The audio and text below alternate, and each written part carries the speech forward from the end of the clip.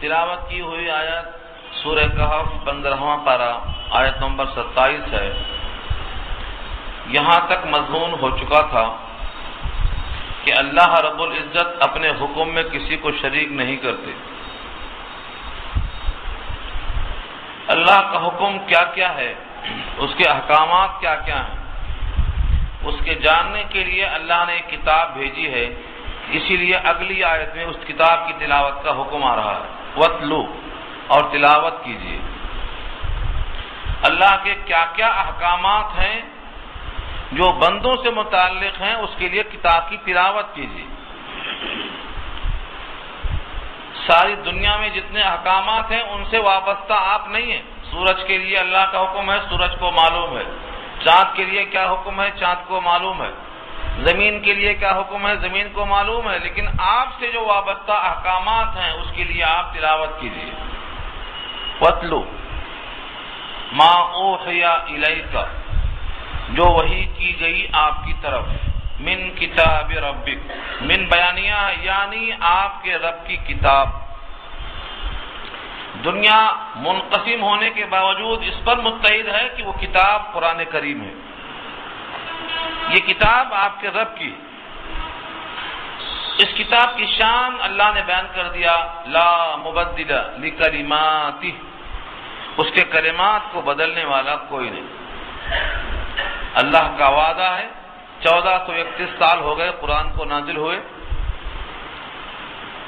1431 سال ہو گئے، یہ وعدہ برابر قائم ہے اور قیامت کی صبح تک وعدہ قائم رہے گا کہ اس کتاب میں دشمنان اسلام کوئی تحریف کرنے پر قادر نہیں ہو سکیں گے۔ آج بھی 9 سال کا بچہ پورا قرآن کا حافظ ہے، ایسے کروڑوں سینوں میں قرآن محفوظ ہے۔ اللہ نے ان سینوں کو ضبط بنا دیا، تو ان کلمات کو بدلنے والا کوئی نہیں۔ اگر کوئی بدلنا چاہے گا تو ایک سینے میں، 2 سینے میں، ایک نسخے میں، 2 نسخے میں، ایک پریس میں، 2 پریس میں، اس کائنات کو اللہ نے ایسا بنایا ہے کہ اس کتاب کے محافظ کروڑوں پیدا کر دیے۔ یہ اللہ نے ظاہری اسباب رکھا ہے، ورنہ اللہ اسباب کے محتاج نہیں۔ لا مبدل لکلماتہ، اللہ کے کلمات کو، اللہ کی باتوں کو اور اللہ کے وعدوں کو بدلنے والا کوئی نہیں۔ وَلَن تَجِدَ مِن دُونِهِ مُلْتَحَدًا، وَلَن تَجِدَ، اور آپ ہرگز نہیں پائیں گے، من دونہ، اس کے علاوہ، ملتحدا، کوئی جائے پناہ، آپ کے لیے سہارا، جائے پناہ صرف اور صرف اللہ کی ذات سے وابستہ۔ دنیا کے بہت لوگ خوشنما باتیں کریں گے اور ان کی باتوں میں آپ کو لالچ کی امید دکھائی جائے گی، کھلونا دے کے بہلایا گیا ہوں، تمناؤں میں الجھایا گیا ہوں۔ بہت سے لوگ تمنائیں دیتے ہیں، الجھاتے رہتے ہیں۔ کائنات میں کوئی آپ کا اگر پناہ گاہ بن سکتا ہے تو صرف ایک ذات ہے، وہ ذات الہی ہے۔ وَلَن تَجِدَ مِن دُونِهِ مُلْتَحَدًا، ملتحدہ کے معنی پناہ گاہ، اللہ کے علاوہ کوئی پناہ گاہ آپ کو نہیں ملے گی۔ ہر دینے والا دے کر ناراض ہوتا ہے، وہ ایک ہی ہے جو دینے والا خوش ہوتا ہے۔ اور دروازے پہ لکھا ہے ادعونی استجب لکم، مجھ سے مانگو میں پورا کروں گا، مجھ سے متوجہ ہو میں توجہ دکھاؤں گا۔ اسی سے سب لوگ مانگتے ہیں، اور جس کو مانگنا آ گیا وہ کامیاب ہو گیا۔ اللہ سے متوجہ ہونے کے لیے، پناہ گاہ کو حاصل کرنے کے لیے ذریعہ اور سبب اور ماحول چاہیے۔ قرآن کا درس یہی آپ تنہا سنیں گے تو آپ کو اتنا لطف نہیں آئے گا، دل میں اترنے کے لیے ایسا ماحول چاہیے۔ طلب جہاں زیادہ ہوتی ہے وہاں بات زیادہ اترتی بھی ہے اور زیادہ واضح بھی ہوتی ہے، اور جہاں طلب نہیں ہوتی ہے وہاں بات نکھر کے آتی نہیں۔ کوئی صاحب پوچھتے ہیں تو ان کو جواب دیتے ہیں برائے جواب، تھوڑا سا مختصر جواب، لیکن جب ماحول ہوتا ہے تو بات کھل کے سامنے آ جاتی۔ جائے پناہ کو حاصل کرنے کے لیے ایک بہترین ماحول چاہیے۔ اس ماحول کو اللہ نے واضح کیا ہے وَاصْبِرْ نَفْسَكَ مَعَ الَّذِينَ يَدْعُونَ رَبَّهُمْ بِالْغَدَاةِ وَالْعَشِيِّ يُرِيدُونَ وَجْهَهُ، جو لوگ صبح شام اپنے رب کی یاد میں لگے رہتے ہیں، اپنے آپ کو ان کے ساتھ وابستہ کر لیجیے۔ کس کو حکم ہے یہ؟ سید الانبیاء کو۔ قلب مصطفیٰ پہ قرآن نازل ہوا ہے، وصبر کا مخاطب آپ کی ذات ہے۔ وصبر کے معنی اپنے آپ کو روک لیجیے، مقید کر لیجیے۔ وصبر نفسک، اپنی ذات کو روک لیجیے۔ کس کے ساتھ؟ مع الذین، ان لوگوں کے ساتھ، یدعون ربہم، جو رب کو اپنے پکارتے رہتے ہیں۔ کب؟ بالعشی، شام، اور غداتی، صبح صبح۔ صبح اور شام، صبح شام ایک وقت متعین نہیں ہے، بلکہ ایک محاورہ ہے۔ جو ہمہ وقت اللہ کو یاد کرتے رہتے ہیں، ان کے ساتھ اپنے آپ کو روک لیجیے۔ یہ ماحول ہے۔ جب آپ ایسوں کے ساتھ رہیں گے تو آپ کو بھی اللہ کا ذکر کرنا آسان ہوگا، اور جب بے دینوں میں رہیں گے، قیامت کے انکار کرنے والوں میں رہیں گے، تو پھر آپ کے دماغ میں کیڑا شروع ہو جائے گا کاٹنا۔ سب کچھ دنیا ہی ہے قیامت کا دن بہت دور، بہت، ایک صاحب نے کہا تھا، ہے قیامت کا دن دور بہت، کہاں ذاکروں میں جا بیٹھے۔ ذاکروں کے پاس گئے تو کہتے ہیں قیامت قریب ہے۔ ہاں، ہے قیامت کے دن قریب بہت، کہاں غافلوں میں جا بیٹھے۔ غافل کے پاس جائیں گے تو کہے گا قیامت کہاں ہے، بہت دور ہے، اور ذاکروں میں جائیں گے تو کہے گا اقتربت الساعۃ، قیامت تو قریب آ چکی ہے۔ تو جیسی صحبت ہوگی ویسا اثر ہوگا۔ اللہ تعالیٰ نے یہاں پر نبی صلی اللہ علیہ وسلم کے ذریعے سے امت کو پیغام دیا ہے کہ اپنے آپ کو ان کے ساتھ رکھو جو صبح شام اللہ کی یاد میں لگے ہوئے۔ اس آیت کا ایک پس منظر ہے۔ کچھ لوگ ہیں جو اپنے دنیا میں، تانا شاہی میں، مال دولت عزت غرور کے نشے میں ہر جگہ نہیں آتے، ہر جگہ نہیں بیٹھتے۔ ان کے لیے ایک بہترین جگہ، اچھی بیٹھک چاہیے، اور جہاں ان کے معیار کے لوگ ہوں۔ ایک صاحب کا نام لکھا ہے اس آیت کی تفسیر کرتے ہوئے، نام تھا عجینہ بن حسن۔ عجینہ بن حسن ایک کفار قریش کے سرداروں میں سے ایک صاحب تھے۔ آئے نبی صلی اللہ علیہ وسلم کے پاس اور کہنے لگے، دیکھو ہم آپ کے ساتھ بیٹھیں تو کیسا بیٹھیں، یہ دیکھو آپ کے ساتھ کیسے کیسے لوگ بیٹھے ہیں۔ وہاں کون تھے؟ سلمان فارسی بیٹھے ہوئے تھے۔ ان کے لباس میں غربت تھی، شاہانہ ٹھاٹ باٹ نہیں تھے، زاہد تھے وہ تو۔ اتنا کپڑا چاہیے کہ تن ڈھک جائے، پاک اور صاف ہو، نماز ہو جائے۔ تو مخاطب کہتے ہیں کہ ان کو آپ الگ بٹھائیے تاکہ ہم آپ کے ساتھ بیٹھ سکیں، ہم آپ کے ساتھ بیٹھنا چاہتے ہیں، لیکن ایسے لوگ ہمارے ساتھ رہنے سے رکاوٹ بن رہے ہیں۔ آپ سوچ سکتے ہیں اس میں دو باتیں ہیں، ایک تو یہ کہ ان کو الگ کیجئے، اس میں تو ان کی دل شکنی ہے، اور اگر یہ کہا جائے کہ ان کے لیے ایک الگ محفل بنائی جائے جہاں وہی لوگ بیٹھ سکیں، اس میں بھی دل شکنی ہے، اور ان میں بھی اس بات کا احساس ہے کہ اس محفل میں یہ نہیں بیٹھ سکتے جہاں وہ لوگ بیٹھ رہے ہیں۔ اس میں ایک تحقیر ہے۔ اللہ رب العزت کی نگاہ میں دنیا کی دولت، کپڑوں کی چمک سے کچھ بڑا نہیں ہوتا آدمی۔ اللہ کی نگاہ میں تو وہی بڑا ہے جو اللہ کو سب سے زیادہ ذاکر ہو کر یاد کرتا ہے، جس کے دل میں خوف الہی ہے، وہ سب سے بڑا ہے۔ چنانچہ ابھی ہم ترازو رکھ دیتے ہیں آپ کے سامنے۔ اللہ نے خود کہا قرآن کریم میں، ان اکرمکم عند اللہ اتقاکم، اللہ کے نزدیک تم میں سب سے زیادہ باعزت وہ ہے جس میں تقوی زیادہ ہو، اللہ سے ڈرتا ہو۔ مال اللہ کے پاس کوئی اس کی حیثیت نہیں، جائیداد کی کوئی حیثیت نہیں، کپڑوں کی کوئی حیثیت نہیں، حسن و خوبصورتی کی کوئی حیثیت نہیں۔ یہ حیثیتیں دنیا والوں کی نگاہ میں ہیں، اللہ کی نگاہ میں تو تقوی ہے اصل معیار تولنے کے لیے۔ اس لیے ابو ذر غفاری ہوں یا سلمان فارسی ہوں جن کے دل میں تقوی ہے وہ ایسے کافروں سے لاکھوں گنا بہتر ہیں. اس لیے نبی صلی اللہ علیہ وسلم نے ان کے لیے علیحدہ محفل کا بھی انتظام نہیں کیا، اور یہ تقاضا تھا اس آیت کا. وَاصْبِرْ نَفْسَكَ مَعَ الَّذِينَ يَدْعُونَ رَبَّهُمْ بِالْغَدَاةِ وَالْعَشِيِّ يُرِيدُونَ وَجْهَهُ، اور اپنے آپ کو روک کے رکھیے، مقید کر لیا کیجیے ان لوگوں کے ساتھ جو صبح شام اللہ کی یاد میں لگے رہتے ہیں، مگر یاد دکھاوے کی نہیں. یریدون وجہہ، جو چاہتے ہیں اللہ کا چہرہ، یعنی اللہ کی ذات، یعنی اللہ کی رضا، جو اللہ کی ذات کے لیے اللہ کو یاد کرتے ہیں. اللہ سے کچھ لینا ہے، دنیاوی کام، صرف یہی اگر مقصد ہے تو بندے نے اللہ کو صحیح استعمال نہیں کیا، یعنی صحیح طور پر متوجہ نہیں ہوا. دنیا تو اللہ نے خود دے دیا ہے، لکھ دیا ہے ماں کے پیٹ میں اتنا کھائے گا اتنا پہنے گا، اس میں مانگنے کی کیا بات ہے، وہ تو ملنے والی ہے.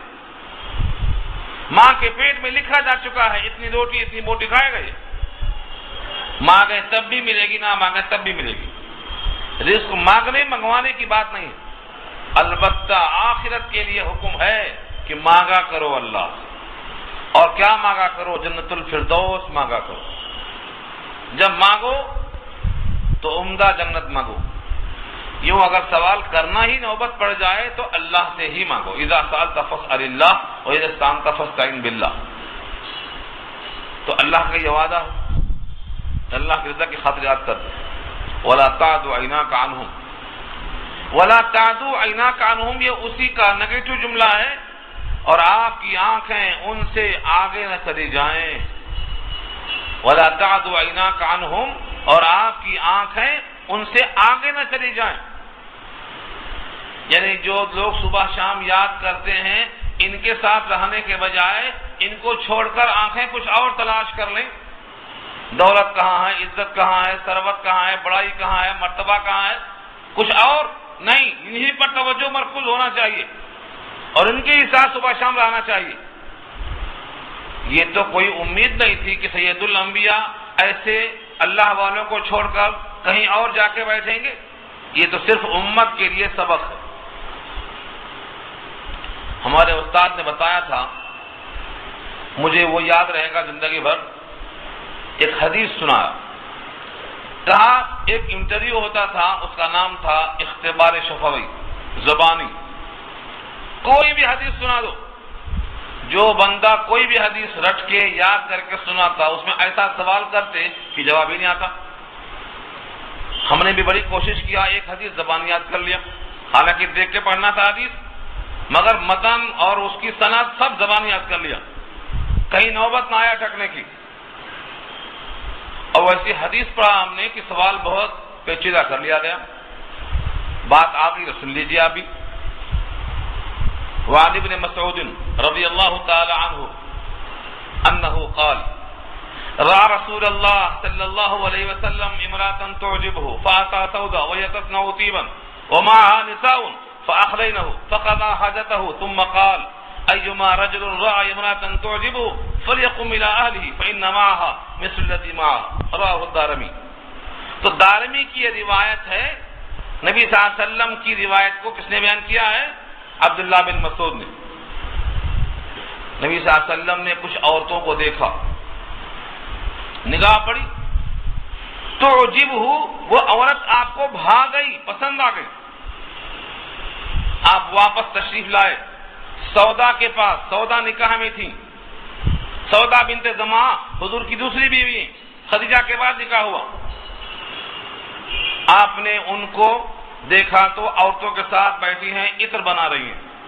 آپ نے ان کو الگ کر لیا اور اپنی تقاضے کی تکمیل کر لیا، اور اس کے بعد آ کے ممبر پہ خطبہ دیا کہ جو کسی عورت کو دیکھے اور اس پر توجہ مائل ہو جائے تو اپنے گھر کی طرف واپس آ جائے، کیونکہ اس کے پاس جو ہے یہی اس کے پاس بھی ہے. کس قدر واضح نفسیات کا سبق دیا سید الانبیاء نے. ہم نے ترجمہ یاد کر لیا، الفاظ یاد کر لیا، تشریح کر دیا. استاد نے اس پر کیا سوال کیا وہ دیکھو، وہ سنانا چاہتا ہوں آپ کو. اور یہاں وہی مقصد ہے مجھے لانے کا. اس تعلق سے یہاں لا رہا ہوں کہ اس پر سوال کیا کیا.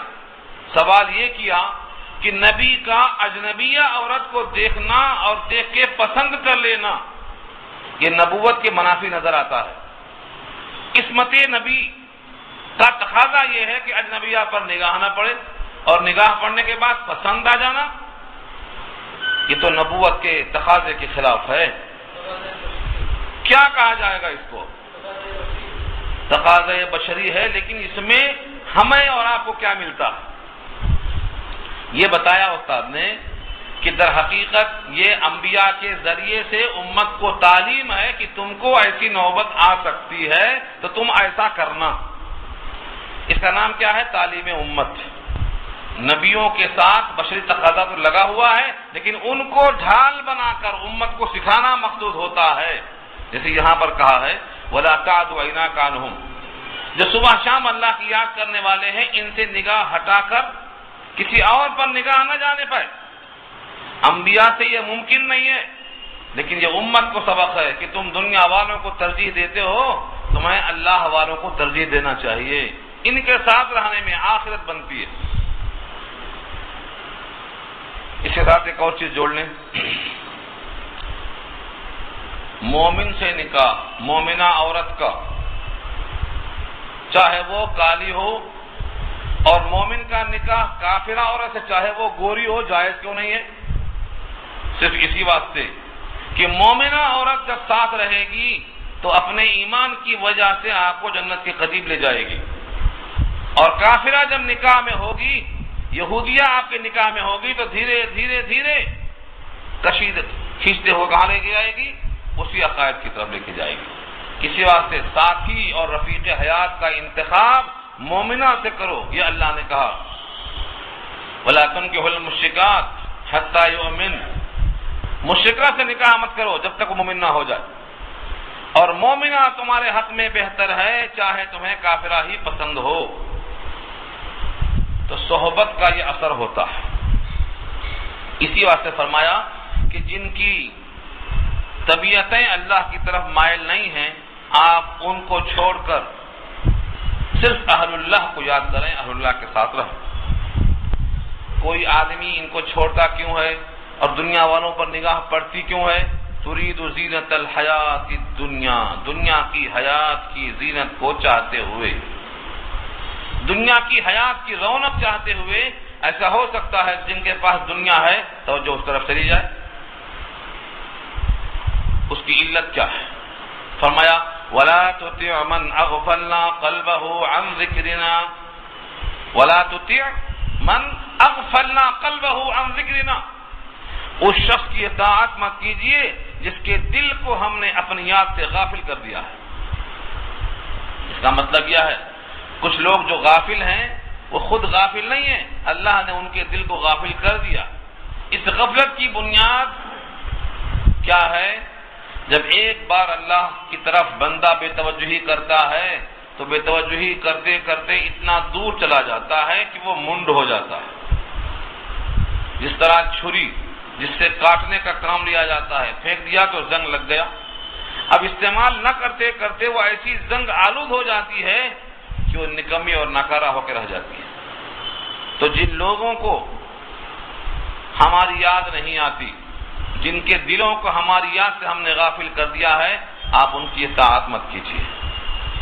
یہ کس کو حکم ہے؟ سید الانبیاء کو ہے، اور ساری امت اس کا مخاطب ہے۔ کسی ایسے شخص کی اتباع مت کیجیے جس کو اللہ تعالیٰ نے اللہ کی یاد سے غافل کر دیا ہے۔ وَاتَّبَعَ هَوَاهُ، اور اس نے اتباع کیا کس کی؟ ہواہ، اپنے خواہش کی۔ وَاتَّبَعَ هَوَاهُ، ہواہ حوث اردو میں استعمال ہے، ہواہ حوث کے معنی اپنی خواہش۔ جب وہ اللہ کی یاد میں نہیں ہے، قرآن سے دور ہے، رسول سے دور ہے، وہ اتباع اپنے خواہش کی کر رہا ہے۔ جب آدمی اپنے خواہش کی اتباع کرے گا تو اس کا سارا کام کیسا ہوگا؟ وَكَانَ أَمْرُهُ فُرُطًا، اور ہے اس کا کام حد سے آگے بڑھا ہوا۔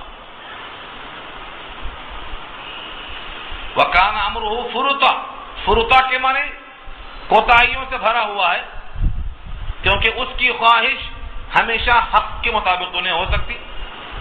ہاں کبھی کبھی ہو سکتا ہے کہ اس کی خواہش حق کے مطابق بھی ہو جائے، لیکن ہمیشہ اس کی خواہش حق مطابق نہیں ہو سکتی۔ یہاں سے بات معلوم ہوئی کہ جو آدمی یا جو عورتیں یا چھوٹے اور بڑے جو اپنے خواہشات کی اتباع کرتے اور کراتے ہیں، ان کے معاملے میں کوتاہیاں زیادہ ہوتی ہیں، حق کے قریب کبھی کبھی ہو سکتے ہیں، اکثر کوتاہیاں جو اپنے خواہشوں کی اتباع کرتا ہے۔ وَكَانَ أَمْرُهُ فُرُطًا، اور ہے اس کا معاملہ ایسا حد سے آگے بڑھا ہوا۔ خواہش کی اتباع پر قرآن کریم میں اتنی کثرت سے آیتیں موجود ہیں کہ اگر ان کو جمع کیا جائے تو ایک مستقل عنوان بنے گا اپنے خواہشوں کی اتباع کا نتیجہ۔ دوسرا آیتیں سن لیجیے، مثلا سورہ قصص میں اللہ فرماتے ہیں پارہ 20، وَمَنْ أَضَلُّ مِمَّنِ اتَّبَعَ هَوَاهُ بِغَيْرِ هُدًى مِّنَ اللَّهِ، اس سے زیادہ بڑا گمراہ کون ہو سکتا ہے جو اپنے خواہشوں کی اتباع کرتا ہے اللہ کے حکم کے بغیر؟ یعنی سب سے بڑا گمراہ وہی ہے جو اپنے خواہشوں کی اتباع کرتا ہے۔ آج جتنے ہمارے خوشی اور غم کے معاملے ہوتے ہیں سب اتباع پہ ہیں، شریعت پہ نہیں ہے۔ وہ ہر جگہ یہی ہے، وَكَانَ أَمْرُهُ فُرُطًا، حد سے گزرا ہوا ہے۔ خوشی اور غم دونوں میں ہم نے شریعت کو چھوڑ دیا ہے، اس لیے اپنی خواہشوں پہ عمل کا صلہ کیا ملتا ہے؟ وَكَانَ أَمْرُهُ فُرُطًا، معاملے میں کوتاہی۔ اللہ نے کہلوایا تھا موسیٰ علیہ السلام سے، جنہوں نے فرعون اور قارون سے کہا تھا اگر تم اس کتاب کو نہیں مانتے ہو جو اللہ نے بھیجا ہے تو بتاؤ کہ اس سے زیادہ اچھی کتاب کون سی ہے جس کو ہم فالو کر لیں؟ بتائیے کون سی کتاب ہے اہدی منہ، جو اس سے زیادہ ہدایت یافتہ ہو؟ ہم اس کی اتباع کرنے کو تیار ہیں۔ معلوم یہ ہوا کوئی کتاب دوسری نہیں ہے جو اپنے اقداموں سے آگے بڑھ جائے، اسی کتاب پر عمل کرنا۔ اور سورہ جاثیہ آیت نمبر 23 پارہ 25 میں خواہشات نفسانی پر عمل کرنے والوں کو تو اتنا طویل کلام سے نوازا گیا ہے، آپ نے دیکھا اس کو جس نے اپنے خواہشوں کی اتباع کیا ہے، اس کو اللہ نے علم کے باوجود گمراہ کر دیا، اس کے کان پہ مہر، اس کے دل پہ مہر، آنکھوں پہ پردہ۔ اب اسے ہدایت کون دے گا گمراہی کے بعد؟ جس کو اللہ نے گمراہ کر دیا ہے اسے ہدایت کون دے سکتا؟ تو خواہشات نفسانی پر چلنا یہ گمراہی ہے، اللہ کے حکم کے ساتھ ساتھ چلنا یہ مطلوب ہے۔ اب اس کے بعد حکم ہے وَقُلِ الْحَقُّ مِن رَبِّكُمْ، آپ کہہ دیجئے کہ حق تمہارے رب کی طرف سے ہے۔ اگر حق کی تلاش ہے، حق پر چلنا چاہتے ہو تو حق وہ ہے جو تمہارے رب کی طرف سے۔ اب دو ہی راستہ ہے، فَمَنْ شَاءَ فَلْيُؤْمِنْ وَمَنْ شَاءَ فَلْيَكْفُرْ، دو ہی راستہ ہے۔ فَمَنْ شَاءَ، جو چاہے، فَلْيُؤْمِنْ، ایمان لے آئے، وَمَنْ شَاءَ فَلْيَكْفُرْ، اور جو چاہے وہ کفر کرے، مرضی آپ کی۔ ہاں دونوں کا ہم نے انتظام کیا ہے اور دونوں کا انجام بتائے دیتے ہیں، اب آپ کی مرضی ہے۔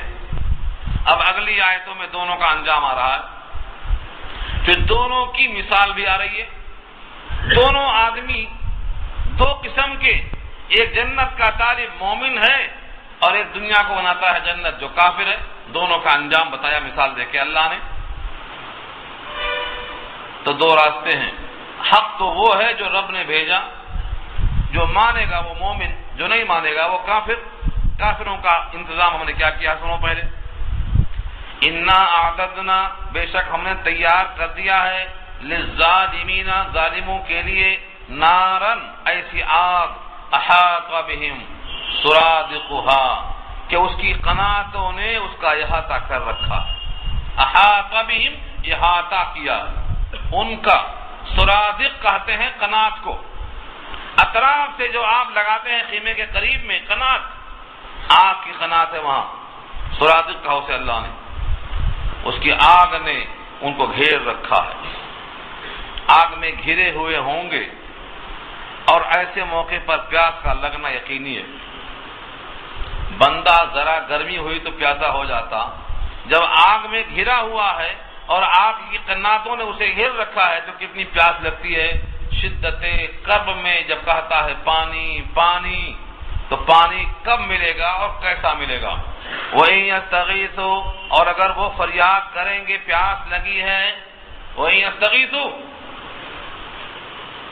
مستغیث کہتے ہیں پانی طلب کرنے والے کو۔ جب آپ دعا پڑھتے ہیں پانی کے طلب کی تو کیا نام ہے اس کا؟ ہاں، استسقاء کی دعا میں آپ کیا کہتے ہیں؟ وہاں یہی لفظ ہے، اے اللہ ہم پانی طلب کرتے ہیں آپ سے۔ پانی کی طلب پیدا ہوگی، پکاریں گے پانی پانی، فوراً نہیں آواز آئے گی، ہزاروں سال پکاریں گے تب ایسا پانی پیش کیا جائے گا۔ وَإِن يَسْتَغِيثُوا، اور اگر وہ فریاد کریں گے پیاس کی، یغاثوا، تو فریاد سنی جائے گی، بِمَاءٍ، ایسے پانی کے ذریعے، کالمہل، جو تیل کی تلچھٹ کی طرح ہوگا، پیپ کی طرح ہوگا۔ کالمہل، مہل کہتے ہیں جو شکل میں تیل کی تلچھٹ کی طرح ہوگا اور پیپ کی طرح ہوگا۔ یہاں پر اللہ نے کالمہل کہا ہے، دوسری آیتوں میں غسلین کہا ہے۔ غسلین دھون، جہنمیوں کے زخم کا دھون وہ غسلین ہے، اور یہاں فرمایا کالمہل، تیل کی تلچھٹ کی طرح، پیپ کی طرح یہ پانی دیا جائے گا۔ اس میں اتنا شدت ہوگی، یشوی الوجوہ، چہرے کو بھون دے گا۔ شوائے شوی کے معنی بھوننا، اور وجوہ جمع ہے وجہن کی، چہروں سے قریب جائے گا پانی، وہ قریب جائے گا کہ اندر جائے، لیکن جیسے وہ قریب جائے گا اس کی شدت کی وجہ سے منہ کو بھون ڈالے گا۔ اگر کچھ اندر چلا گیا تو اتڑیاں کٹ کے گر جائیں گی۔ چہرے سے قریب ہوگا، چہرہ جھلس جائے گا، بھون جائے گا، اور اگر کہیں کچھ تھوڑا سا چلا گیا اندر تو فقطع امعاءہم، اتڑیاں کٹ کے گر جائیں گی۔ سورہ محمد پارہ 26۔ اللہ نے خود فرمایا بئس الشراب، کیا بری ہے پینے کی چیز۔ یہ کوئی پینے کی چیز ہے، لیکن ان کا عمل اور ان کا عقیدہ، کیونکہ انہوں نے جہنم کا انکار کیا تھا، جنت کا انکار کیا تھا، فرشتوں کا انکار کیا تھا، قرآن کا انکار کیا تھا، اللہ کا انکار کیا تھا، ہمیشہ انکار کرتے رہے، ان کے لیے تو ایسا ہی پانی ملے گا۔ بئس الشراب، برا ہے وہ مشروب، وساعت مرتفقہ، اور بری ہے وہ جگہ رہنے کے اعتبار سے۔ یہ کس کا ہوا حال؟ جو انکار کرے گا۔ ہاں، کوئی انکار کے بجائے اصرار کرتا ہے، ایمان لاتا ہے، اللہ کے ذات و صفات میں کسی کو شریک نہیں کرتا ہے، اللہ کے نبیوں کی اتباع کرتا ہے، تو اس کے لیے کیا ہے؟ فرمایا ان الذین آمنوا وعملوا الصالحات، بے شک جنہوں نے ایمان قبول کر لیا اور عمل صالح اختیار کر لیا، انا لا نضیع، بے شک ہم ضائع نہیں کرتے، لا نضیع، ہم ضائع نہیں کرتے، اجر من احسن عملا، ان کا بدلہ جنہوں نے عمل کیا ہے عمدہ عمل کا ہم اجر ضائع نہیں کرتے، یہ وعدہ ہے اللہ کا۔ آپ نے سجدہ کیا، ان سجدوں پر اجر ملنے والا ہے، اس پر یقین ہونا چاہیے اس آیت کی وجہ سے۔ سبحان ربی الاعلیٰ آپ نے کہا ہے، یہ عمل ہے، اس کو ہم ضائع نہیں کریں گے، یہ وعدہ۔ اگر کسی بندے کو یقین آ جائے کہ میری ہر تسبیح کا اجر مجھے ملنے والا ہے، تو تسبیح میں جلدی کرے گا، بجائے 5 کے 3 کہے گا، نہیں، بجائے 3 کے 5 دفعہ کہے گا، 7 دفعہ کہے گا، کیونکہ ہر تسبیح پر مجھے اجر ملنے کا وعدہ اللہ نے کیا۔ آج جلدی کی وجہ کیا ہے؟ یقین کی کمی، ملے گا تو ملے گا، نہیں ملے گا تو کوئی بات نہیں، کر لو، پڑھ لو، فلاں نے کہا ہے پڑھ لو۔ تو اس اجر کے حصول میں کمی کی وجہ سے نمازوں میں لذت نہیں ہے، تلاوت میں لذت نہیں ہے۔ اگر معلوم ہو جائے یقین کے ساتھ تو اس میں طاقت پیدا ہوگی۔ اللہ کا یہ وعدہ ہے اس آیت کے ذریعے سے کہ ہم ان کا عمل، جنہوں نے اچھا عمل کیا ہے، ان کے اجر کو ہم ضائع نہیں کرتے۔ اجر کس شکل میں دیں گے؟ اولئک لہم جنات عدن تجری من تحتہم الانہار، وہی لوگ ہیں کہ ان کے لیے باغات ہیں ہمیشہ رہنے کی، جنات کی صفت کیا ہے؟ عدن ہے، جنات و عدن، جنت کے بہت سے نام ہیں، جنت الفردوس، جنت النعیم، جنت الماوا، ایسے ہی ایک کا نام کیا ہے؟ جنات عدن، ہمیشہ رہنے کی جنت، ہمیشہ سدا بہار، کبھی بھی اس کو زوال نہیں ہے، اس جنت کا وعدہ۔ تجری من تحتہم الانہار، بہتی ہیں ان کے نیچے سے نہریں۔ یہ بار بار کیوں آتا ہے؟ عربوں میں جو باغات تھے اس کے نیچے پانی کی قلت تھی، آج بھی قلت ہے، وہاں پانی مہنگا ہے، پیٹرول سستا ہے، کیونکہ نیچے پانی نہیں ہے، پیٹرول ہے۔ اور جب پانی زیادہ ہوتا ہے باغ کے نیچے تو شادابی، ہریالی، فضاؤں میں بڑا پرکیف سما ہوتا ہے۔ اسے فرمایا کہ ایسے باغات ہوں گے کہ اس کے نیچے سے نہریں جاری ہوں گی۔ یحلون فیہا من اساور من ذہب، پہنائے جائیں گے اس میں کنگن سونے کے۔ یحلون، حلیون کے معنی زیور، یحلون پہنائے جائیں گے، فیہا اس باغ میں، من اساور، اساور جمع ہے اسورتن کی کنگن، من ذہب سونے کے۔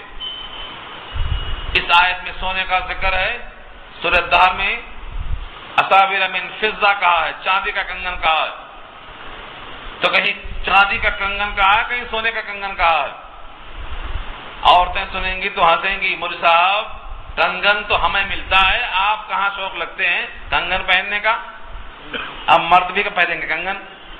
قرآن کریم کی اس آیت سے یہ تو صاف معلوم ہے کہ کنگن پہنائے جائیں گے سونے کے اور چاندی کے۔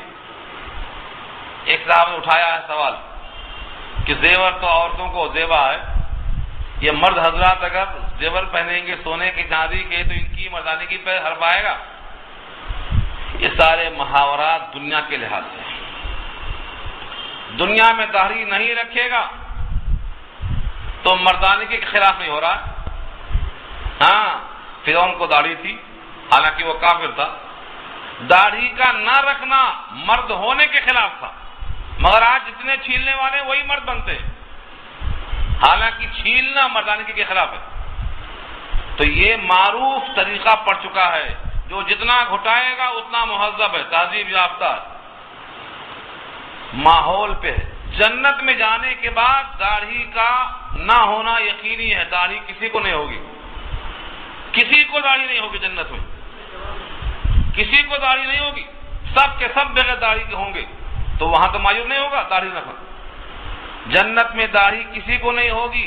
اسی واسطے ایک صاحب میرے دوست ہیں، انہوں نے کہا تھا بھائی کیا اعتراض کرتے ہو، میرا چہرہ جنتی چہرہ ہے، جو ہونے والا ہے وہ یہی شروع ہو گیا۔ تو یہ معروف کی بات ہے، جیسے یہاں داڑھی مردوں کو مطلوب ہے مگر وہاں نہیں ہوگی تو کوئی عیب نہیں ہوگا، ایسے یہاں کنگن عورتوں کا حق ہے، اگر مرد پہنتا ہے تو ہنسا جائے گا۔ لیکن سنو، پہلے زمانے میں کنگن مرد حضرات نہیں بادشاہ پہنا کرتے تھے۔ کسرا کے کنگن مشہور ہیں، جو حضور نے کہا تھا سراقہ تمہارا کیا حال ہوگا جب تمہارے ہاتھ میں کسرا کے کنگن ہوں گے۔ حضرت عمر کے زمانے میں کسرا کے کنگن اس کو پیش کیے گئے، سراقہ پہن لے، آج نبی کی پیشنگوئی پوری ہو رہی ہے۔ تو اس زمانے میں سر کے تاج سونے کے ہوتے تھے، کانوں کی بالیاں سونے کی ہوتی تھی، داڑھیوں میں جڑا ہوتا تھا سونے کا، ہاتھوں کے کنگن سونے کے ہوا کرتے تھے، اس میں کوئی آر کی بات نہیں تھی۔ جنت میں یہ سب پہنائے جائیں گے، سب کے سب جنت میں داڑھی کے بغیر ہوں گے لیکن کنگن کے ساتھ ہوں گے، سونے کے کنگن ہوں گے، سروں پہ تاج ہوگا۔ اور ان کے لباس کیسے ہوں گے؟ اللہ فرماتے ہیں وَيَلْبَسُونَ ثِيَابًا خُضَرًا، اور پہنائے جائیں گے کپڑے ہرے ہرے، خضر کے معنی ہرے بھرے، اور کیسے ہوں گے؟ من سندس، باریک ریشم، وہ استبرق، اور گاڑھے ریشم۔ جیسے شروانی ہے اور صدری ہے اور کوٹ ہے، اوپر کا کپڑا موٹا ہوتا، اندر کا استر پتلا ہوتا، تو دو کپڑوں کے نیچے والا باریک ریشم ہوگا جسے سندس کہا، اور اوپر والا کپڑا موٹا ہوگا جس کو استبرق کہا ہے، گاڑھا ریشم کہا۔ یہ دونوں کے دونوں اللہ عطا فرمائیں گے، تو پہنائے جائیں گے وہاں دبیز قسم کے ریشم اور باریک قسم کے ریشم، سبز ہرے بھرے۔ ایسا معلوم ہوتا ہے کہ سبز رنگ جنت کا جو لباس ہے وہ بڑا پسندیدہ ہے، اسی لیے شہداء کی روحوں کے لیے وہاں بھی جو پوٹے ہوں گے وہ بھی سبز پوٹے ہوں گے، ہرے بھرے ہوں گے، اور عرش کے نیچے جو معلق قندیل میں ہوگا، شہداء کی ارواح سبز پوٹوں میں ہوں گی، تو شہداء کے لباس بھی سبز، یہ بھی سبز۔ اسی واسطے نبی کریم صلی اللہ علیہ وسلم کے عمامے کا بھی تذکرہ آتا ہے، ہاں سبز بھی تھا، سفید بھی تھا، امامتن بیضا بھی تھا، امامتن سفید امامے کو کہتے ہیں بیضا، اور گنبد خضرا خود پہلے گنبد بیضا تھا، اس کے بعد گنبد زرقا ہوا، نیلا بنا، اب گنبد خضرا ہے، 3 رنگ بدلے گئے ہیں اس کے بھی۔ تاریخی کعبہ پڑھو، تاریخی مدینہ پڑھو، تو یہ نمبر 1 پہ سفید رنگ ہے جو پسند کیا گیا ہے، نمبر 2 پہ ہرا بھرا پسند کیا گیا، یہ تازگی ہے، سرور ہے، یہ لباس ہوگا اور یہ سونے کے حلے ہوں گے۔ اب اس کے بعد فرمایا متکئین فیہا علی الارائک، ٹیکا لگائے ہوئے ہوں گے اس میں مسہریوں پر۔ متکئین تکیہ سے بنا، تکیہ کے معنی وہ شے جس پر ٹیکا لگائے جائے، فیہا اس باغ میں، علی الارائک، ارائک جمع ہے اریکتن کی، چھپر کھٹ، ایسا بہترین قسم کا بچھونا جو دلہن کے واسطے بنایا جاتا ہے، بسترا، اس کو اریکہ کہا جاتا ہے، چھپر کھٹ مسہری، اس کے اوپر بیٹھے ہوئے ہوں گے۔ اللہ فرماتے ہیں دیکھو وہ عمدہ ہے کہ یہ عمدہ ہے، نعمت ثواب، نعمت ثواب، کیا پیارا بدلہ ہے۔ ثواب کے معنی بدلہ، ہم اردو میں بولتے ہیں ثواب ملے گا، لوگ بولتے ہیں ثواب کیا ہوتا، یہ کس سکے کا نام ہے؟ ثواب کے معنی آتے ہیں اصل میں بدلے کے، اس پر آپ کو جو اجر ملے گا اس کا نام ثواب ہے۔ کیا عمدہ ثواب ہے، یعنی کیا عمدہ بدلہ ہے۔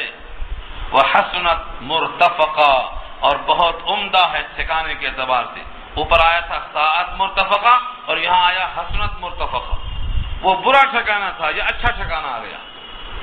اب ان دونوں ٹھکانوں والوں کے لیے دنیا میں کیا حوال ہے، دنیا میں ان کے کیا اوصاف ہوتے ہیں۔ جو درخت بڑا ہونے والا ہوتا ہے بچپن ہی سے اس کے پتے چکنے چکنے ہوتے ہیں، اور جو سوکھنے والا ہوتا ہے اس کے پتے مریل قسم کے ہوتے ہیں، ہاں ننھے منھے بروا کے چکنے چکنے پات، اگر شروع سے چکنے چکنے پتے ہیں تو بہترین نکلنے والا۔ دنیا ہی میں اگر کوئی توحید پر قائم ہے، اللہ کی محبت پر قائم ہے، جنت کی طلب بیٹھی ہوئی ہے، تو راتوں میں سوتا نہیں، وہ راتوں میں اٹھ کر اسی جنت کی طلب میں دھن لگاتا ہے۔ ہاں قم قم یا حبیبی کم تنامو، طالب الجنت لا ینامو، میرے حبیب اٹھو، کب تک سو گے؟ جنت کا طالب سویا نہیں کرتا، جاگا کرتا ہے۔ ایسے بندوں کے اللہ نے 2 احوال بتائے ہیں، 2 قسم کے انسان۔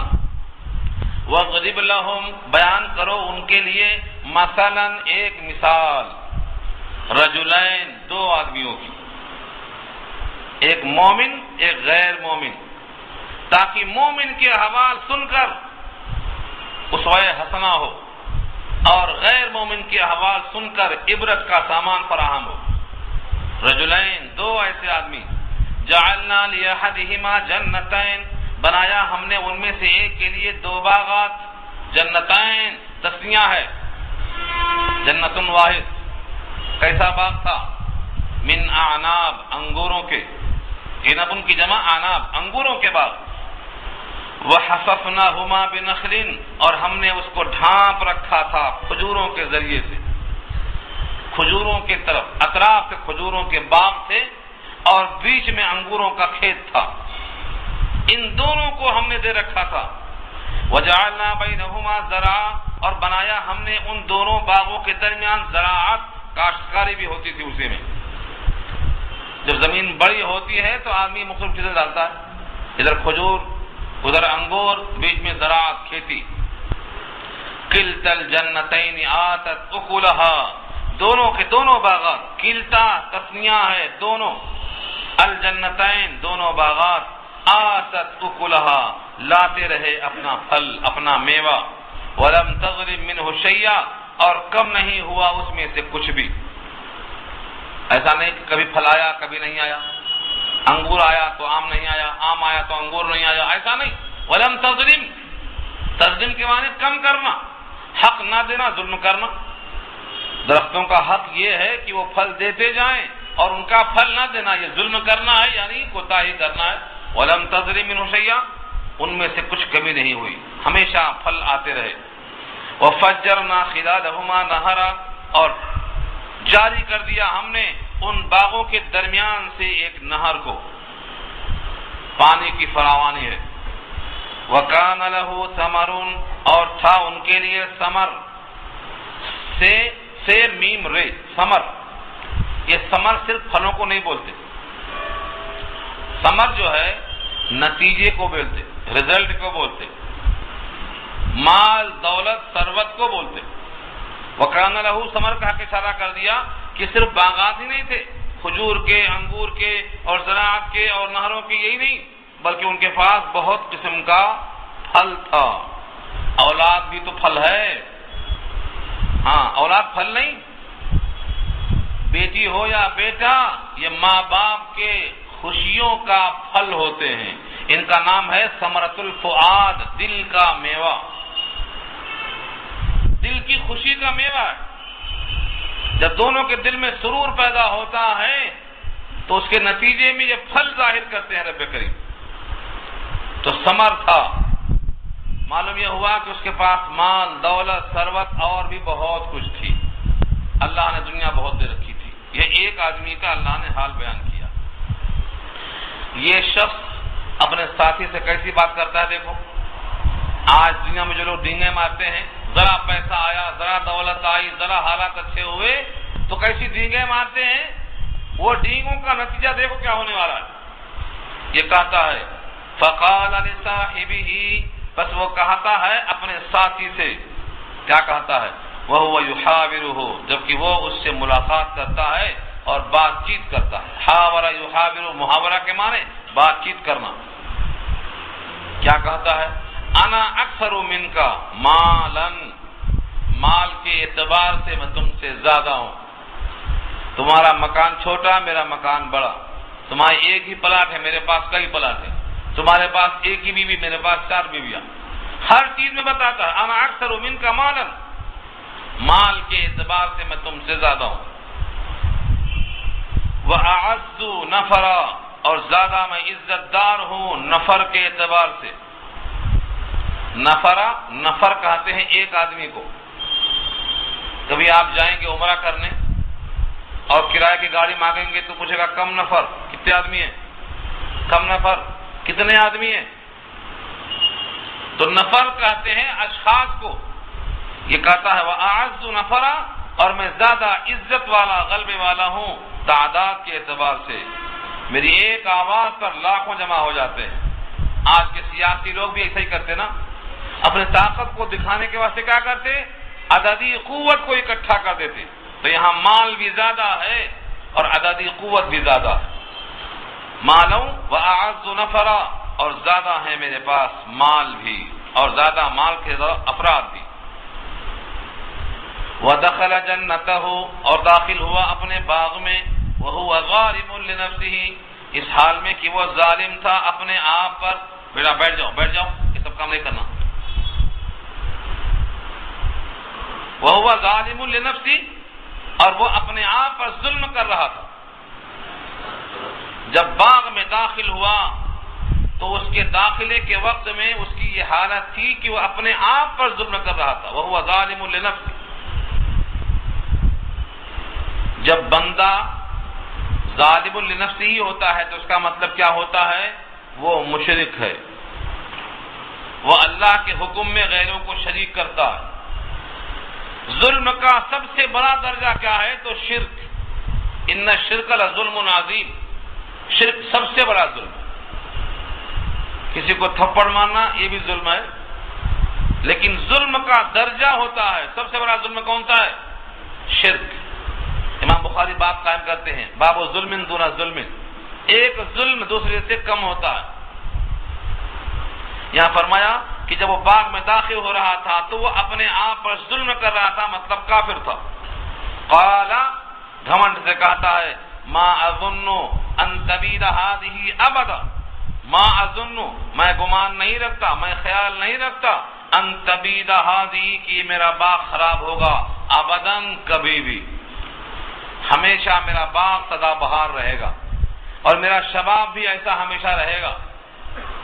میں نہیں سمجھتا ہوں کہ میرا باغ کبھی خراب ہو سکتا ہے، سدا بہار رہے گا۔ یہ دونوں باغ اپنے پھل ایسا دیتے رہیں گے، ہوائیں فضائیں ایسی رہیں گی، پانی ایسا بہتا رہے گا اور میرے اسباب عیش جمع ایسے ہوتے رہیں گے، میں ہمیشہ ایسا ہی رہوں گا۔ ما اظن ان تبید ہذی ابدا، میرا گمان نہیں ہے کہ یہ کبھی بھی میرا باغ میرے حیات میں خراب ہو سکتا ہے۔ اتنا کہا تو چلو اچھا ہے، خوش گمانی کی بات ہے۔ آگے بولتا ہے وما اظن الساعۃ قائمہ، اور نہیں گمان کرتا ہوں میں قیامت کو کہ وہ قائم ہونے والی ہے۔ ہاں، وما اظن الساعۃ قائمہ، میرا گمان نہیں ہے کہ قیامت ہونے والی ہے۔ کب سے سن رہے ہیں قیامت قیامت قیامت، اب تک تو آئی نہیں، اب کیا آتی؟ اب تک نہیں آئی تو اب کیا آئے گی؟ یہ کوئی دلیل ہے؟ اب تک نہ آنے کی دلیل ہے؟ اب تک آپ نہیں مرے تو نہیں مریں گے ہمیشہ آپ، اب تک آپ نہیں بوڑھے ہوئے تو بوڑھے نہیں ہوں گے کبھی آپ۔ یہ کوئی دلیل نہیں ہے کہ اب تک نہیں آئی تو نہیں آئے گی۔ کسی چیز کا اب نہ ہونا اب کبھی نہیں ہونے کی دلیل نہیں بنتا، مگر یہ دماغی فطور ہے۔ جب شیطان ڈالتا ہے تو ایسے کیڑے کاٹتے ہیں، کہتا ہے میرا گمان یہ ہے کہ اب قیامت نہیں آئے گی۔ وما اظن الساعۃ قائمہ، اور اگر سپوز آئی بھی تو سنو، اولاً تو آئے گی نہیں، میرا گمان یہی ہے، اور اگر آ بھی گئی تو تم جیسے اب فقیر ہو تب بھی فقیر رہو گے، اور جیسے میں خوشحال ہوں تب بھی خوشحال رہوں گا۔ یہ گمان ہے، دیکھو آج بھی یہی گمان چلا رہا ہے۔ وَلَئِن رُدِدتُّ إِلَىٰ رَبِّي لَأَجِدَنَّ خَيْرًا مِنْهَا مُنْقَلَبًا، اور اگر میں لوٹایا جاؤں اپنے رب کی طرف، لَأَجِدَنَّ تو ضرور بھی ضرور پاؤں گا، خَيْرًا مِنْهَا اس باغ سے بہتر، منقلبا پلٹ کر جانے کی جگہ۔ تین باتیں، ایک تو گھمنڈ سے کہتا ہے میرا مال اور میرا مجمع تم سے زیادہ۔ نمبر دو، حالت کفر میں اپنے باغ کے ہمیشہ ہونے کا دعویٰ کرتا ہے۔ نمبر تین، قیامت کے آنے کی امید نہیں رکھتا۔ نمبر چار، قیامت آئی بھی تو مومن سے بہتر رہوں گا یہ خیال کرتا ہے۔ ہاں، اسی پر کہا ہے نا، کریلا نیم چڑھا، پہلے سے کڑوا تھا اور کڑوا ہو گیا۔ اتنے ساری خرابیوں کے بعد بھی اللہ کے پاس بہترین مقام کی امید رکھے بیٹھا ہوا ہے۔ سچ ہے، فاسق کر کے بھی نہیں ڈرتا اور مومن کر کے بھی ڈرتا ہے۔ ہاں، فَأَمَّا مَنْ أَعْطَى وَاتَّقَى وَصَدَّقَ بِالْحُسْنَى، جو مومن ہے وہ متقی ہوتا ہے، ڈرتا ہے، دیتا بھی ہے اور ڈرتا بھی ہے۔ وَأَمَّا مَنْ بَخِلَ وَاسْتَغْنَى وَكَذَّبَ بِالْحُسْنَى، اور جو مومن نہیں ہوتا ہے، فاسق ہوتا ہے، وہ خرچہ بھی نہیں کرتا اور ڈرتا بھی نہیں اور تکذیب بھی کرتا ہے جنت کی۔ ان تمام کے جواب میں مومن کیا کہتا ہے سنو۔ قال له صاحبه، اس سے کہنے لگا اس کا ساتھی، وهو يحاوره، جبکہ وہ اس سے بات چیت کر رہا تھا، اکفرت بالذی خلقک من تراب ثم من نطفہ ثم سواک رجلا، کیا تم انکار کرتے ہو اس ذات کا جس نے تجھ کو پیدا کیا ہے مٹی سے، پھر پیدا کیا ہے نطفے سے، پھر ٹھیک ٹھیک بنایا تم کو مرد۔ تین باتیں کہا، کیا تم اس ذات کا انکار کرتے ہو؟ اکفرتا، کیا تم کفر کرتے ہو؟ اس نے کیا کفر کیا؟ قیامت نہیں آئی کہا، اور قیامت آئے گی اللہ نے کہا، تو انکار ہوا نہیں ہوا؟ یہ کفر ہے۔ کیا تم کفر کرتے ہو اس ذات کا جس نے تجھ کو پیدا کیا، خلقک من تراب، مٹی سے۔ مٹی سے مراد کیا ہے؟ اگر پہلی پہل جو پہلی گٹھلی ہے جس سے کائنات پھیلی وہ آدم کی ہے، خلق منہما رجالا کثیرا ونساء کثیرا، پہلے آدم کو حوا کو پیدا کیا، ان سے پھیلا دیا اور وہ مٹی سے پیدا ہوئے تھے۔ تو پہلی مخلوق آدم جس کو اللہ نے مٹی سے پیدا کر دیا، اگر یہ مراد ہے تو یہاں بالکل درست ہے، اور اگر اس معنی میں ہے کہ ہر آدمی کی پیدائش بالواسطہ مٹی سے ہی ہوتی ہے، کیونکہ نطفہ جو غذاؤں سے بنتا ہے، خون سے بنتا ہے، یہ ساری غذائیں زمین سے نکلتی ہیں، وہ مٹی ہے، مٹی کھا رہے ہیں ہم، جو روٹی ہے یہ مٹی ہے، چاول ہے یہ مٹی ہے، جتنے فروٹس کھاتے ہیں سب مٹی ہے، انار کا رس ہو یا موز کا ذائقہ ہو، ہم مٹی میں مزہ لے رہے ہیں۔ یہ مٹی کو کس نے پیدا کیا مٹھاس کے ساتھ؟ یہ اس ذات نے پیدا کیا ہے۔ کیا تم اس کا انکار کر رہے ہو؟ اکفرت بالذی خلقک من تراب ثم من نطفہ، پھر پیدا کیا نطفے سے، عام قانون، ثم سواک رجلا، پھر بنایا تجھ کو ٹھیک ٹھیک مرد، سواک درست بنایا تجھ کو، صحیح سالم بنایا تجھ کو، رجل آدمی، اتنا بہترین آدمی کہ یہ کبھی سوچتا نہیں کہ میں ماضی میں حقیر قطرہ تھا، لگ جاؤں تو دھونا پڑتا تھا ورنہ گندگی اور تنفر کا سبب بنتا تھا۔ اتنا بہترین انسان بنایا اللہ، سواک رجلا، ٹھیک ٹھیک مرد بنایا۔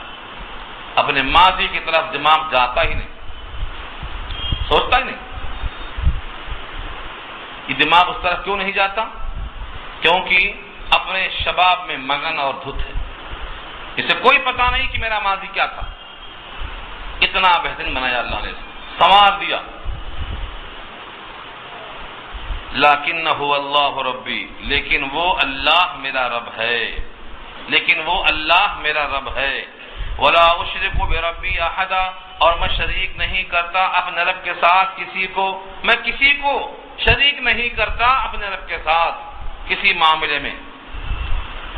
اور تم بھی سنو، جب بھائی غلطی کرے، ساتھی غلطی کرے تو ہاں میں ہاں نہیں ملانا، تنبیہ کرنا۔ اگلا ٹکڑا دیکھو، وَلَوْلَا إِذْ دَخَلْتَ جَنَّتَكَ قُلْتَ مَا شَاءَ اللَّهُ لَا قُوَّةَ إِلَّا بِاللَّهِ، اور کیوں نہیں جب تم داخل ہو رہے تھے باغ میں اپنے تو کہہ لیا ہوتا ما شاء اللہ، جو کچھ چاہا اللہ نے وہ باغ ہے۔ لا قوت الا باللہ، کوئی قوت نہیں ہے مگر اللہ کے ساتھ۔ اس گٹھلی کو زمین سے نکالنے کی طاقت نہیں ہے مگر اللہ کے ساتھ۔ زمین کی مٹی کو آم کے رس میں تبدیل کرنے کی طاقت نہیں ہے مگر اللہ کے ساتھ۔ اگر باغ کو دیکھ کر یہ کہہ لیا ہوتا تو تمہارے حق میں یہ باغ نعمت پر شکر کے سلے میں تمہیں اور پھل ملتے۔ نصیحت کر دیا، ولولا، اور کیوں نہیں، اس دخلتا، جب تم داخل ہوئے باغ میں، جنت کا، اپنے باغ میں، قلتا، تو کہہ لیا ہوتا ماشاء اللہ لا قوت الا باللہ۔ یہ دو ٹکڑا ہے، ماشاء اللہ جو چاہا اللہ، لا قوت الا باللہ، کوئی قوت نہیں مگر اللہ کے ساتھ۔ اس ٹکڑے کو اگر کوئی شخص کہہ لیا کرے تو باغ پہ نظر نہیں پڑتی۔ اگر کوئی لڑکا اور لڑکی اپنے گھر میں کوئی مہمان پسند آ جائے کسی اعتبار سے تو ماشاء اللہ کہنا چاہیے تو نظر سے محفوظ رہے گا، بیمار نہیں پڑ جائے گا۔ اور اگر اپنے اچھائیوں کو دیکھ کر ماشاء اللہ نہیں کہا تو نظر پڑ گئی، آپ اس کو بچا نہیں سکتے۔ اپنے ہی بیٹے پر نظر لگ جاتی، کبھی کبھی تو بیوی پر نظر پڑ جاتی ہے، اگر ماشاء اللہ نہیں کہا تو بیمار پڑ جاتی ہے۔ یہ بھی سن لو، اس لیے آدمی کو ماشاء اللہ کثرت سے پڑھنا چاہیے۔ جب بھی اچھی چیز آئی تو ماشاء اللہ لا قوت الا باللہ۔ کچھ کلمات ایسے ہیں جن کو زبانی یاد ہونا چاہیے، ان میں سے ایک یہ بھی ہے ماشاء اللہ لا قوت الا باللہ۔ کسی نے ٹھنڈا پانی پلا دیا، جزاک اللہ خیر الجزا کہنا چاہیے۔ کوئی کام کل کرنے کا وعدہ کیا، انشاءاللہ کہنا چاہیے۔ کوئی آدمی دعا کرتا ہے تو اس کو حیاک اللہ کہنا چاہیے۔ اس قسم کے چند جملے ہیں، چھوٹے موٹے ہیں، لیکن یہ مت سمجھو کہ چھوٹے جملے ہیں۔ کسی نے آپ کو پوری دنیا دے دیا، دنیا پوری دے دیا آپ کو، اور آپ نے اس کے بدلے میں جزاک اللہ کہہ دیا تو آپ کا جملہ اس کی پوری دنیا سے بڑھ گیا۔ اپنا گھر دے دو، اپنا در دے دو، سرکار فرماتے ہیں ساری کائنات دے دیا اور تم نے جزاک اللہ خیر الجزا کہہ دیا تو یہ تمہارا کلمہ اس کی کائنات سے بڑھ گیا۔ ہم سمجھتے ہیں چھوٹی بات ہے، چھوٹی موٹی بات نہیں ہے۔ جزاک اللہ کا مطلب تم کو اللہ اس کا بہتر بدلہ دے۔ اللہ جب بہتر بدلہ دے گا تو اس سے کم دے گا وہ؟ تو جزاک اللہ ہو یا ماشاء اللہ ہو یا انشاء اللہ ہو یا حیاک اللہ ہو، اس قسم کے جملے آپ کو یاد ہونا چاہیے، اور ابھی سے یاد نہیں کرائیں گے تو بعد میں یاد نہیں ہوں گے۔ اگر تم نے اپنے باغ میں داخلے کے وقت میں ماشاء اللہ لا قوت الا باللہ کہہ لیا ہوتا، ان ترنی انا اقل منک مالا وولدا، اللہ اکبر، اس مومن کو احساس سے کمتری نہیں ہوا، لیکن نصیحت کا انداز دیکھو، ان ترنی انا اقل منک، اگر تم نے دیکھا تھا مجھ کو کہ میں تجھ سے زیادہ کمزور ہوں مال میں اولاد میں، تو میرے مقابلے میں تیرے اوپر اللہ کی نعمتیں زیادہ تھیں، تو تم نے ماشاء اللہ کیوں نہیں کہہ لیا کہ اللہ نے تجھ کو عدد میں مال میں اولاد میں مجھ سے اچھا رکھا ہے، تم کو ماشاء اللہ لا قوت الا باللہ کہنا چاہیے تھا، تاکہ تیرا گھمنڈ ٹوٹ جائے کہ تیرا اپنا ذاتی کمال نہیں ہے، یہ اللہ کی مشیت کا کرشمہ ہے۔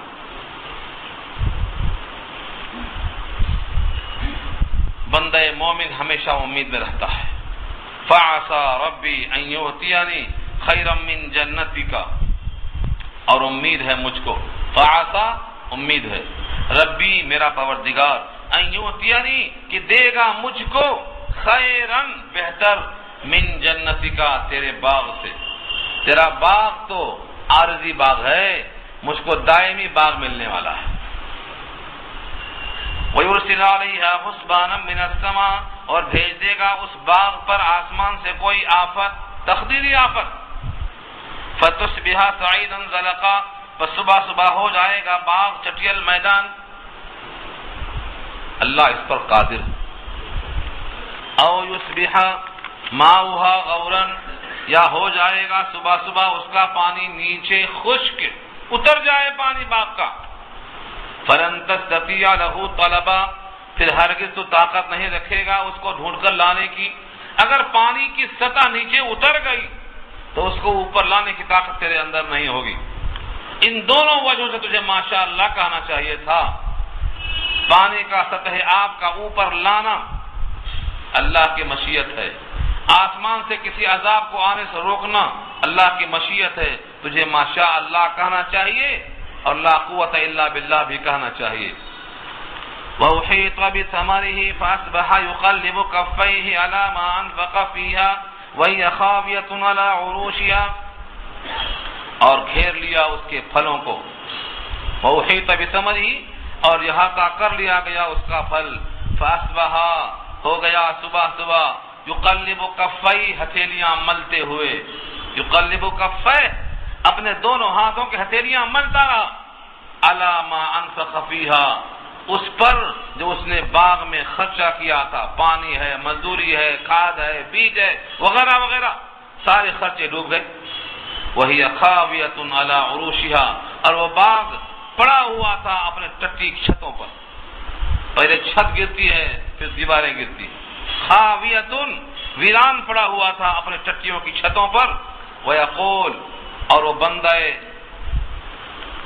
آسی کہہ رہا تھا، یا لیتنی لم اشرک بربی احدا، اے کاش کہ میں نے شرک نہ کیا ہوتا اپنے رب کے ساتھ کسی کو شریک نہ کیا ہوتا، اللہ کے ساتھ کسی کو نہ جوڑا ہوتا، افسوس کرنے سے کچھ فائدہ نہیں۔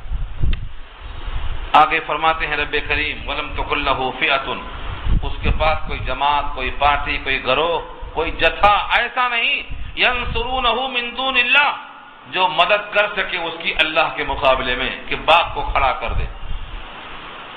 زمین سے ایک درخت سارے کائنات کے لوگ مل کر نہیں اگا سکتے، ایک درخت، ایک گٹھلی کے بیج کو تیار نہیں کر سکتے۔ ساری کائنات کو چیلنج کیا ہے رب کریم نے۔ سورہ واقعہ پارہ 27 میں اللہ پوچھتے ہیں، انتم انشأتم شجرتها ام نحن المنشئون، تم اگائے کہ ہم اگائے؟ سارے کسان کو ماننا پڑے گا، تم نے تو بیج یا گٹھلی ڈال دیا تھا زمین میں سڑنے کے لیے، یہ رب کا کرم ہے اٹھا۔ اخرج المرعى، چراگاہ اسی نے بنایا، زمین کو پھاڑ کر نکلنے کی قوت دیا اس کو۔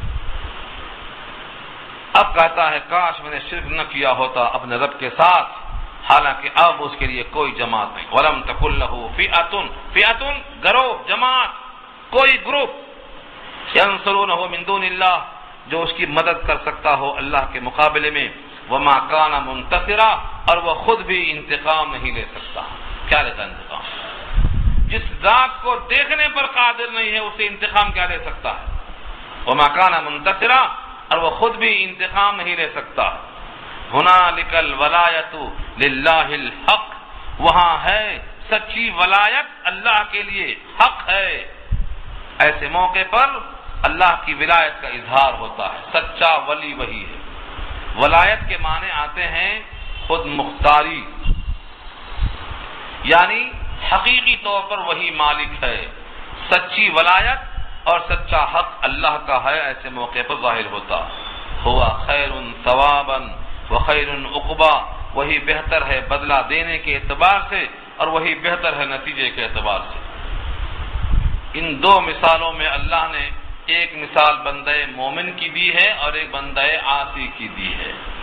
پہلی مثال میں کہا تھا کہ مومن بنو یا کافر بنو، مومن کا انجام یہ ہے اور کافر کا انجام یہ ہے، دونوں کی مثال بھی پیش کر دیا۔ یہاں پر رکوع مکمل ہوا، آیت نمبر 44 تک بات پوری ہو گئی۔ اب یہاں سے مثال آئے گی دنیا کی زندگانی کی حقیقت کیا ہے۔